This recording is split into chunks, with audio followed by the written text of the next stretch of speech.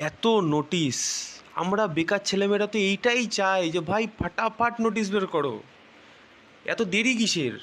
পশ্চিমবঙ্গ সরকার 3 জুনের মধ্যে পশ্চিমবঙ্গের আন্ডারে যত ডিপার্টমেন্ট আছে সবাইকে ক্লিয়ার নির্দেশ দিয়েছে, যত শূন্যপদ আছে 3 জুনের মধ্যে যেন পশ্চিমবঙ্গ সরকারকে ক্লিয়ারভাবে জানিয়ে দেওয়া হয় যে কোথায় কত শূন্যপদ আছে।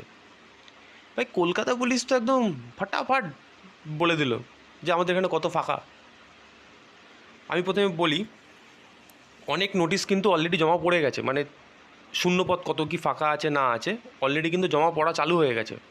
ওইগুলো এখনও সেইভাবে এখনও হাতে আসেনি আমার, কিন্তু যেগুলো মেন বড় বড় যেগুলো ভ্যাকেন্সি বেরোয় তার মধ্যে একটা হচ্ছে কলকাতা পুলিশের।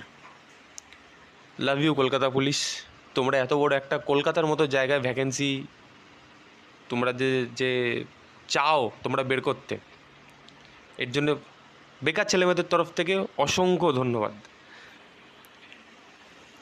দেখবে এখানে কত ফাঁকা, দেখো,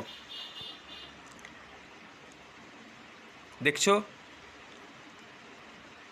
10,401 শুধু কনস্টেবল,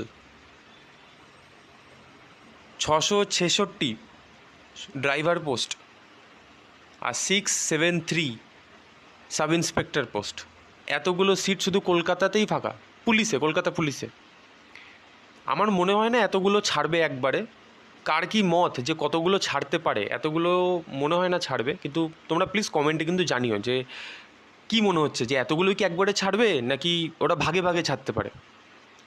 কিন্তু এটা কিন্তু খুবই একটা আনন্দের বিষয় যে কলকাতা পুলিশে কিন্তু রিক্রুটমেন্ট এই বছরেই বেরাবে, একদম 100% শিওর, কোনো ভুল নেই। যতটা সম্ভব আমি যতটা আপডেট পেয়েছি, হয়তো পুজোর আগে কিন্তু নোটিশ আসবে। আমার মনে হচ্ছে 3,000 3,500 মতো কনস্টেবলের একটা কিন্তু বেরাতে পারে, চান্স আছে।